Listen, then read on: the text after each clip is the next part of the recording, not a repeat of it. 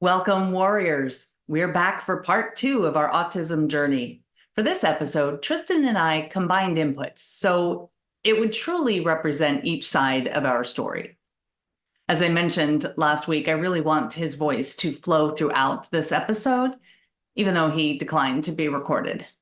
And on a side note, I honestly don't understand why he won't let himself be recorded, because he live streams on his YouTube channel, and that includes his voice and his face.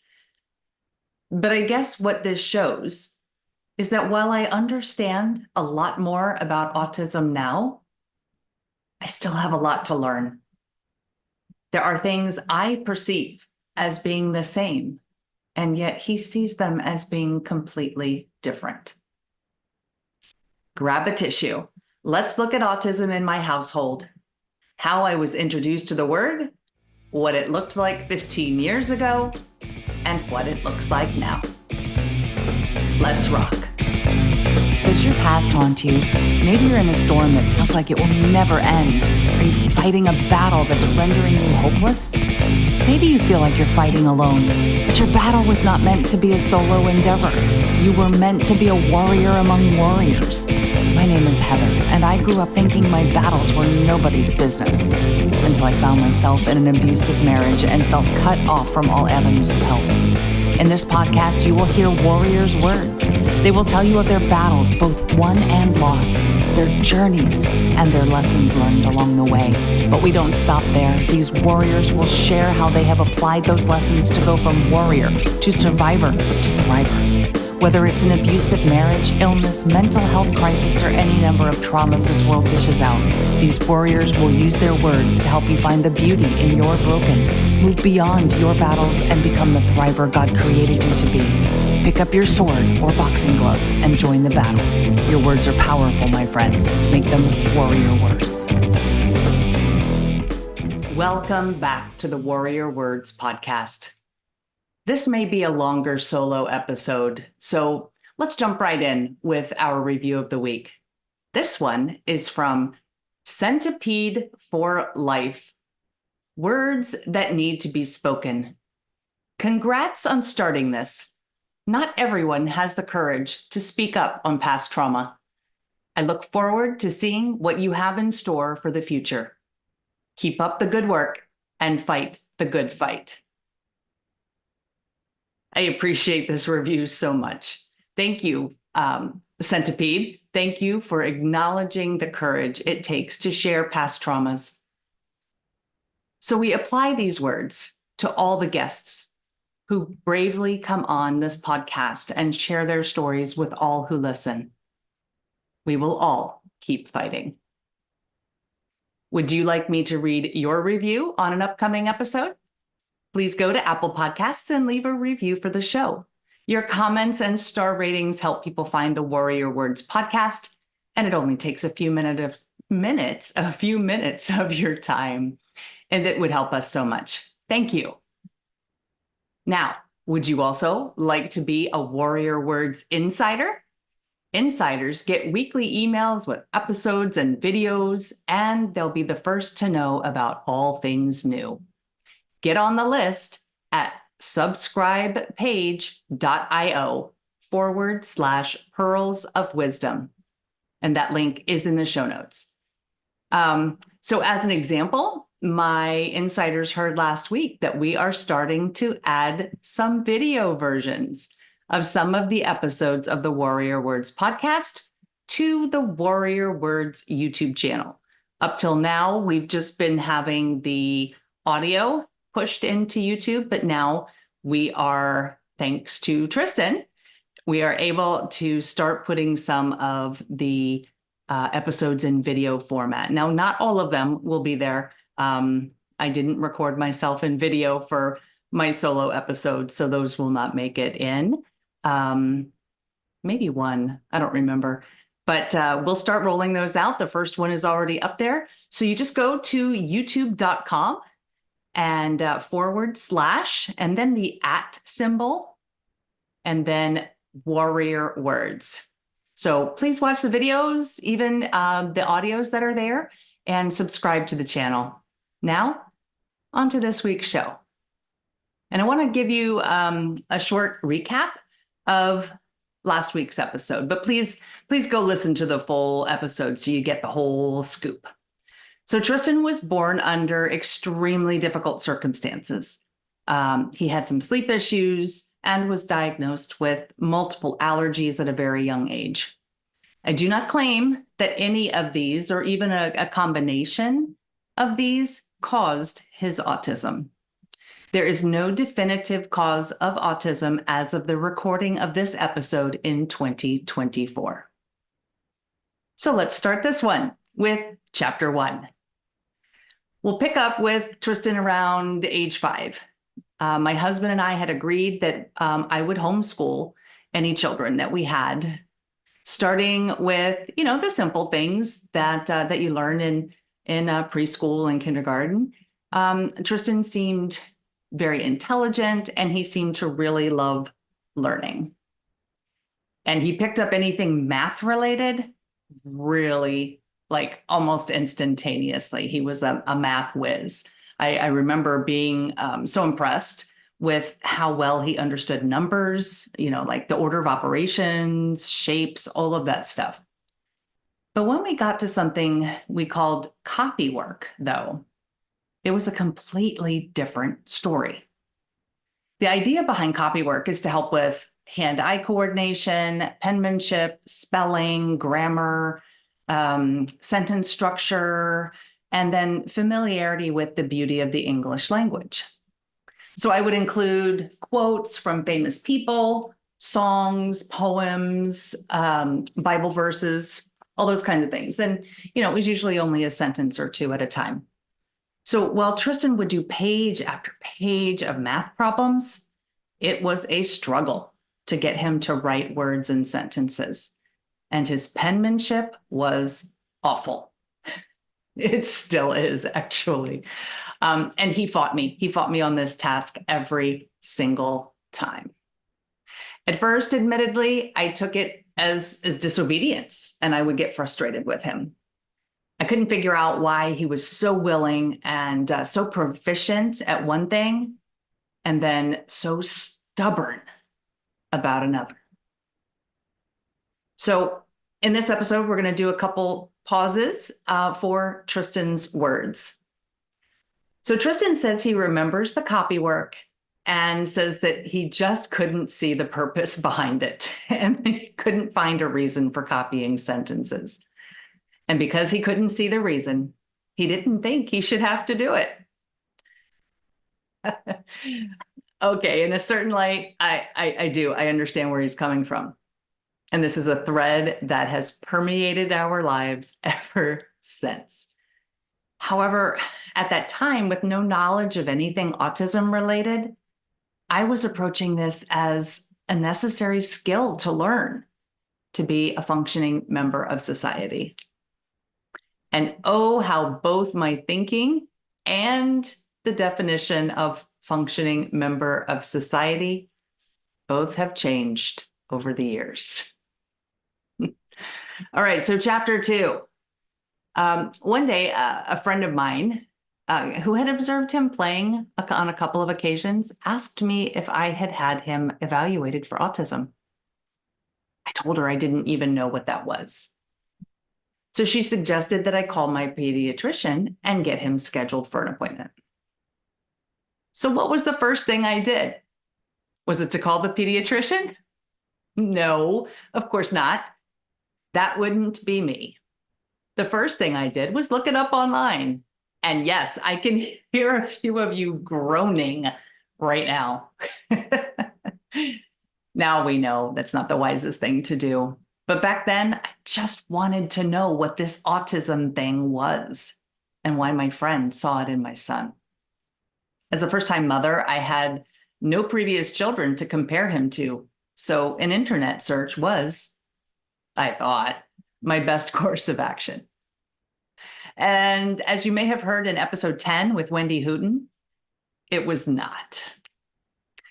What I discovered was that autism was once referred to as bad mother syndrome.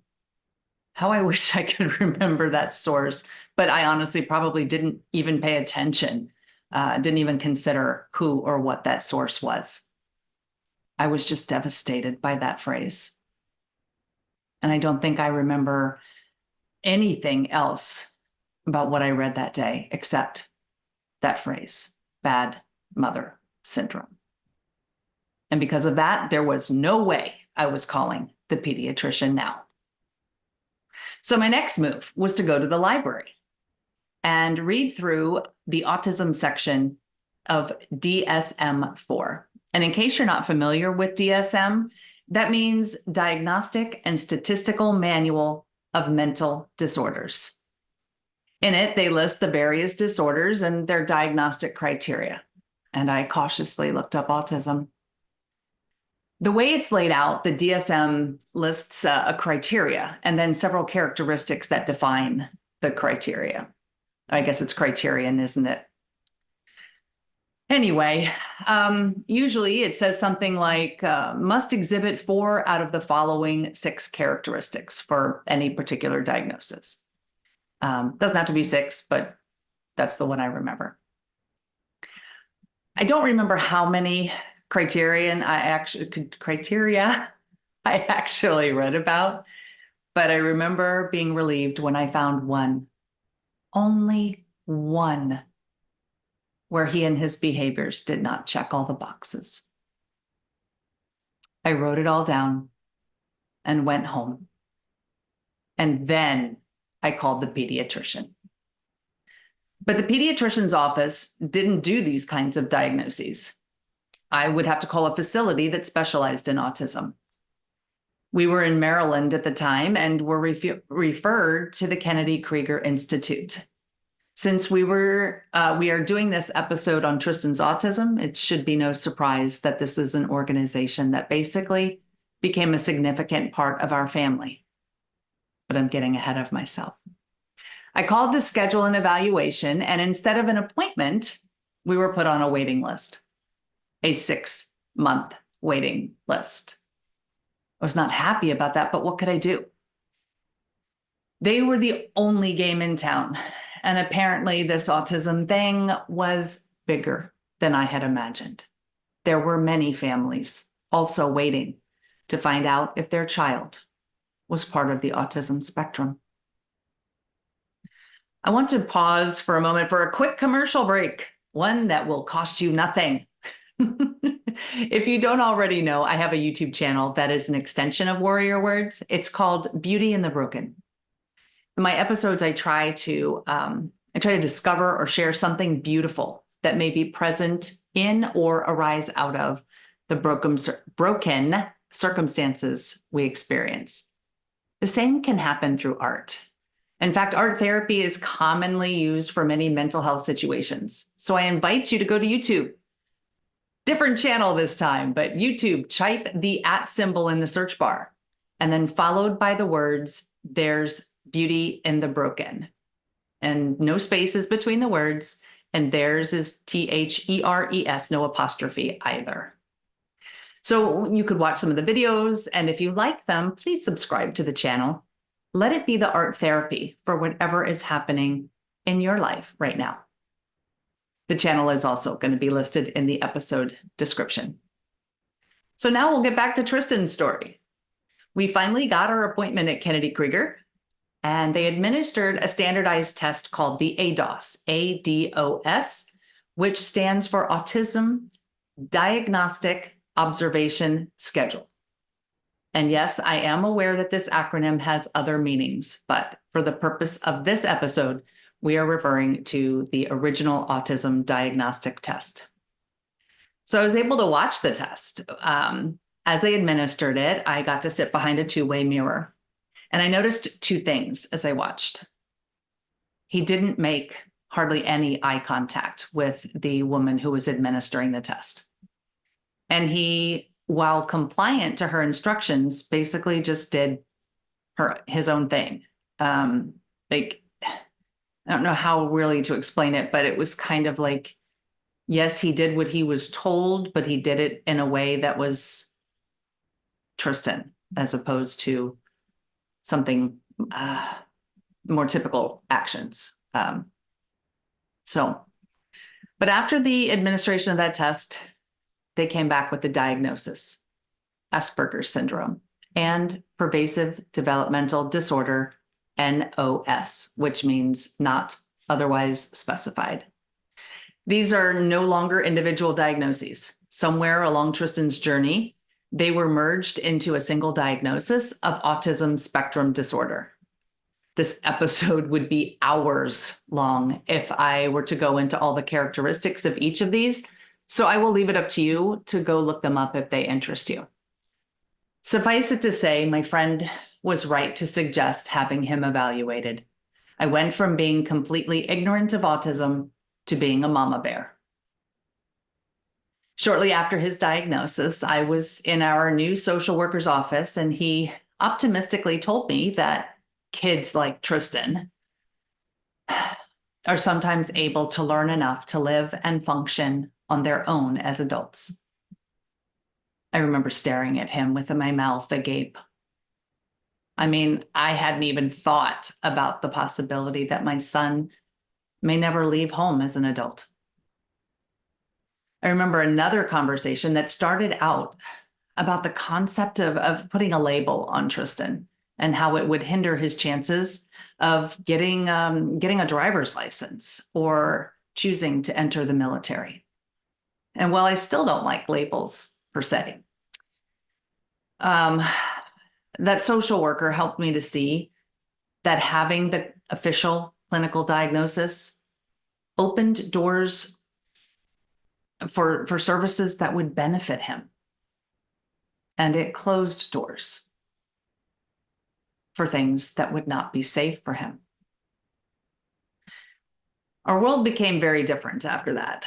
There were appointments with social workers and therapists on a regular basis. Connections were made between his allergies and his newly diagnosed asthma. He would later add ADHD and generalized anxiety disorder to his list of diagnoses, as well as a struggle with executive functioning and sensory processing. I once joked with him that if we put all the acronyms for all of his diagnoses after his name, he'd have more than the most educated person on the planet. Again, I'm not going to go into all of those things, but I want to share 3 things that define some of that for us, for Tristan, for our family. So Tristan loved routines, and he still does. He played a certain way. We called it making parking lots with his cars. And he ate a certain way. Quesadillas and apples had to be cut into 8 slices or he wouldn't eat them. I still don't know where the 8 came from, but it was the same for both foods. Another thing was and is his clothing choices.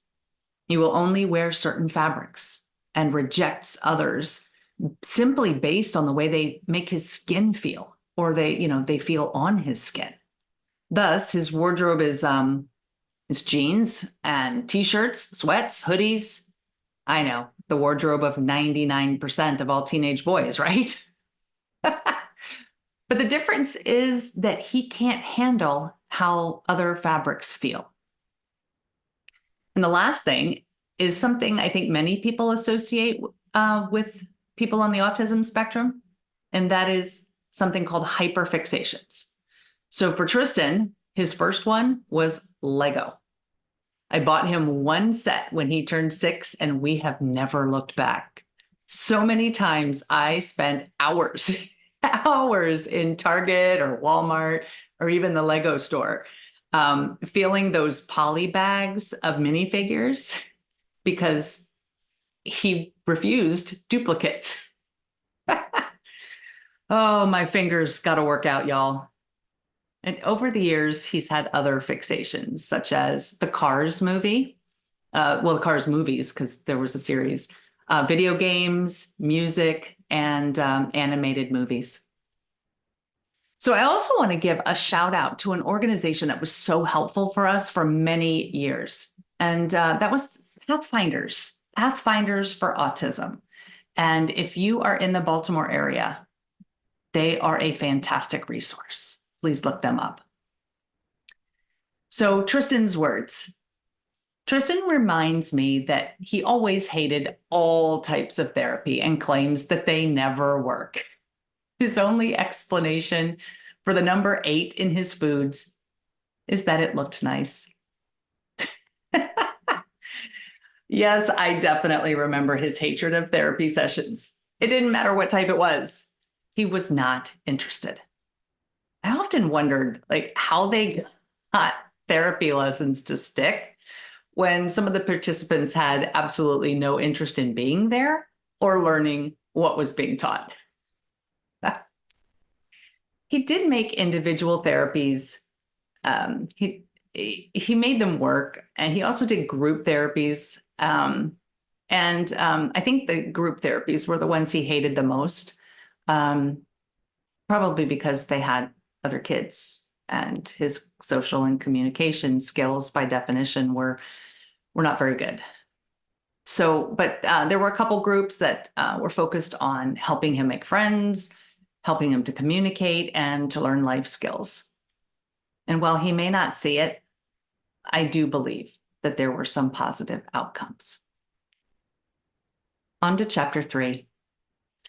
For his education, I continued to homeschool him, and he surpassed all the standards. I never got him interested in writing things down, and his penmanship has never improved. But one notable thing about his writing was that he had a hard time leaving spaces between his words. So I had to learn to decipher where words began and where they ended, and sometimes that was easier than others. His sister was, and still is remarkably, 18 months younger. It's odd how that works. I homeschooled most subjects, though, on the same grade level. And one notable difference would be the math, because Tristan always excelled in the math, whereas math was not his sister's strong suit. She had other giftings, other strengths. But she got involved in some activities outside of the home with her other strengths, and that led me to explore putting her in a high school. So when she was in 8th grade and he was in ninth grade, according to the traditional metrics or markers, we started looking at schools. And I got it in my head that Tristan would benefit from being around some of his peers. I was both right and wrong in this thinking. We ultimately settled on an all-girls private school for her and an all-boys private school for him. His school offered a program for students with learning challenges. We had a more difficult time than we should have getting an IEP, which is an individualized education program, due to the fact that I had homeschooled him. But we eventually got a set of conditions or accommodations put in place to help him thrive in his new school setting. But here's the thing we struggled with the most.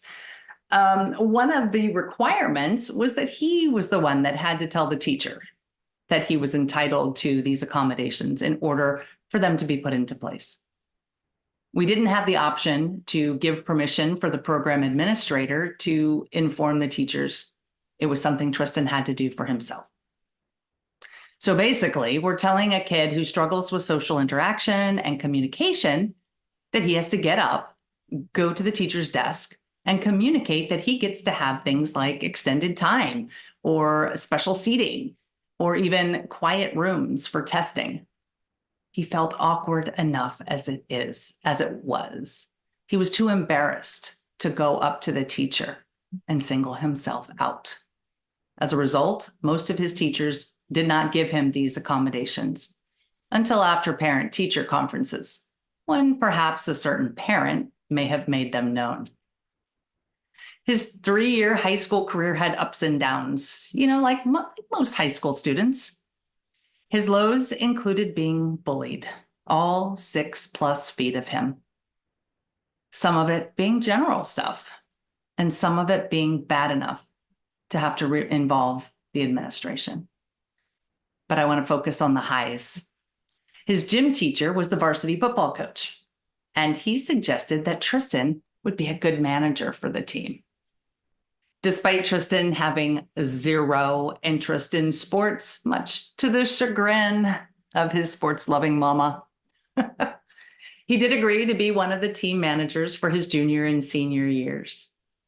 The first year, he mainly filled water bottles and put equipment together, but he truly became part of the team. There were two young men who became his friends, and they looked out for him. I will never forget those two. They made this mama's heart swell. In senior year, the team took notice of Tristan's affinity for tech, and he was promoted to team videographer and videoed every single game, even in the rain. And there were two really rainy games, y'all, and he was soaked, but he did it. He still didn't really like football, but he learned a little and was dedicated to his team. He even did a little dance every time the team scored a touchdown. I absolutely loved watching it, and I would be the person in the stands yelling, "Score a touchdown. We want to see Tristan do a dance." So in the end, it paid off for him, though. At the end of the year, they had a sports assembly for all of the sports throughout the entire school year. And they called Tristan up on stage and awarded him Manager of the Year across all those teams, so many sports teams, and he was the Manager of the Year. Talk about a proud mama moment. But I want to mention something else about that football team. I mentioned earlier about some bad stuff that required the involvement of the admin. One day I was talking with the vice principal who had taken to checking on Tristan after that incident. They had developed a sign in the hallway so Tristan could, kind of let him know if things were okay or not, without being called out. This man told me one day that a few of the members of the football team started joining Tristan's table for lunch. He had always eaten alone. He didn't talk much, but they silently, with their presence, let him know that he didn't have to be alone. And I heard through the grapevine later on when that one specific bad bullying event occurred, that several of the guys on the team vowed that if anything else happened to Tristan, they would personally take care of the offender. Now, I don't condone violence and I don't advocate for breaking school rules. But the fact that these young men were willing to fight to protect my son still makes me tear up. There are good people in this world, y'all, and some of them are teenage boys.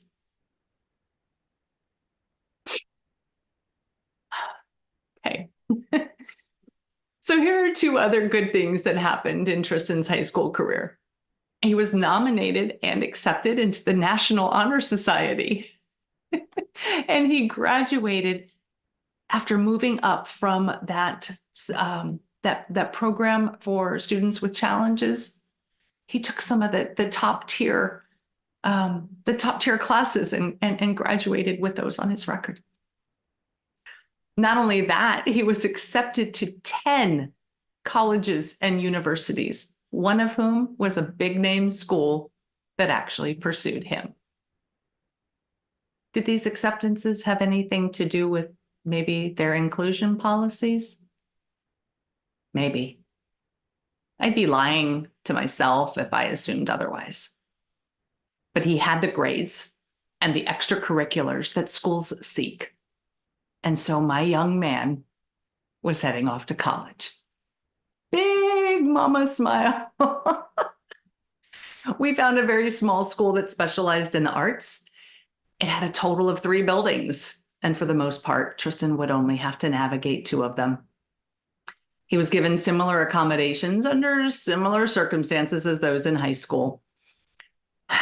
3 years later, and they still expected someone with difficulties in communication to be responsible for communicating these to the professors. But he did well. He lived at home because he didn't want to live in school housing. We made it work. He has now completed a university education. Another proud mama moment. When I think back to that conversation with the social worker after his diagnosis, I have to smile. That prognosis felt so bleak.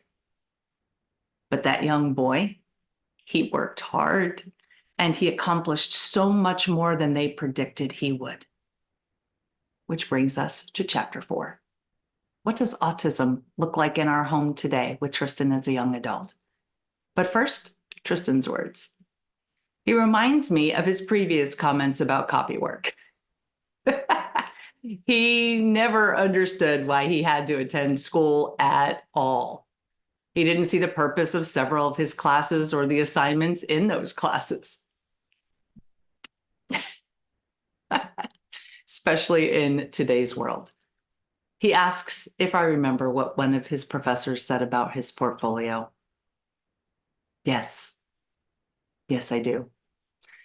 Like I said, this thread has permeated our lives ever since. And Tristan, if he doesn't see the point in something, he doesn't deem it worthy of devoting his time to it. It may have led to more than a few arguments over the years. And what his professor said about his portfolio was that any prospective employer in his field would first look at his portfolio. And the second thing that employer would do is look at his portfolio. And then the third thing, you guessed it, look at his portfolio. So Tristan uses this to argue as to why he needed to take this course or that course. Again, a few more arguments. But in the end, he wound up with a well-rounded education and a nice portfolio. I call that a win-win. And remember those hyperfixations I mentioned earlier? Well, a couple of those have paid off. His animation fixation, well, that was the focus of his college major. And his music was an undeclared minor. Well, he has not sought employment that would require someone to look at his portfolio. He basically puts that portfolio on display for all the world to see as a YouTuber. He animates, he composes music, he live streams about both of those things. Plus, his hatred of let me try that again. His hatred of physical writing has not deterred his creative writing. He now uses a keyboard, one of those accommodations from early on. He uses a keyboard to get his creative ideas down, and this adaptation has helped him express his thoughts and create stories and characters the world will hopefully know, love, and love to hate in the near future. He never did pursue that driver's license or military career, and I'm okay with that. I'm okay with both of those. And he has no plans to leave home. In fact, he once told me that he was going to get married and live in my basement for the rest of his life. I told him two things in response. One, he had to get comfortable talking to girls first. And two, not too many girls want to live with their mother-in-law. So I think he's rethinking that one now. But that doesn't mean that we're not working on his life skills. I've had a bout with cancer, and you can listen to that story in episode 3. And I was hospitalized and close to intubation in 2021. So I'm trying to instill the idea in his head that I'm not immortal and will eventually leave. I don't do this to scare him. Well, yeah, maybe in one respect I do. but I want him to be prepared as humanly possible. For the inevitable time that he will have to manage much more on his own. We're considering alternatives, but I want him to consider what life on his own might look like and what he needs to learn or develop accommodations for in order to make that possible. So for now, he lives with me and he works on his YouTube channel. He earns money through AdSense and something YouTube has called Super Thanks. So people can tip him for his videos and his live streams. He also sells other digital items on Ko-fi, and that's Ko-fi. In fact, he's the one that introduced me to Ko-fi and the reason I have a Ko-fi shop as well. So it is his dream that he can earn a living between his original stories and characters and these other online means. If you feel so inclined, please feel free to join him on YouTube, in his Ko-fi shop. I know he would be truly appreciative. So this is a good arrangement. We keep each other company and it's never dull. There's always something new to discuss or hyperfixation that he can info dump about.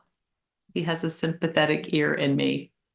And in fact, we were driving home from church one day and he started looking at all the signs and he told me every single font, the name of every single font that businesses used on their signs. That happened on April 1st. And we were driving back from church and I joked with him. I said, "Hey, World Autism Day isn't until tomorrow." And he laughed. We get to share those Tristan-isms, those autism-isms. And it is such a joy. It's a blessing. It is the beauty in these circumstances that are less than ideal.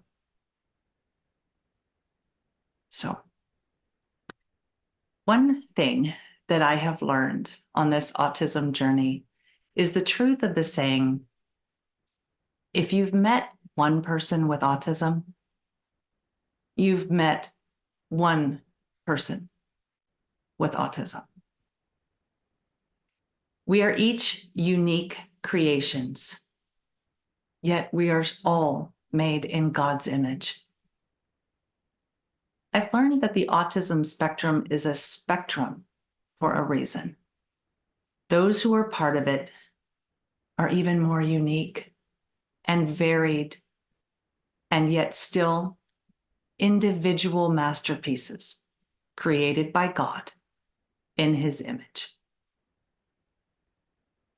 Tristan and I are thriving today as autism advocates, showing the world through our lives. While it's definitely challenging, the autism spectrum is navigable, and there is so much joy on that journey. I want to end with Tristan's warrior words. And keep in mind, he's a man of few words unless he's info dumping. He says, "Don't treat me or anyone on the autism spectrum like a baby. I may have challenges, but I want to be treated like a normal-ish person." And with that, y'all, armor up, fight the good fight, seek beauty, and make your words warrior words. God bless.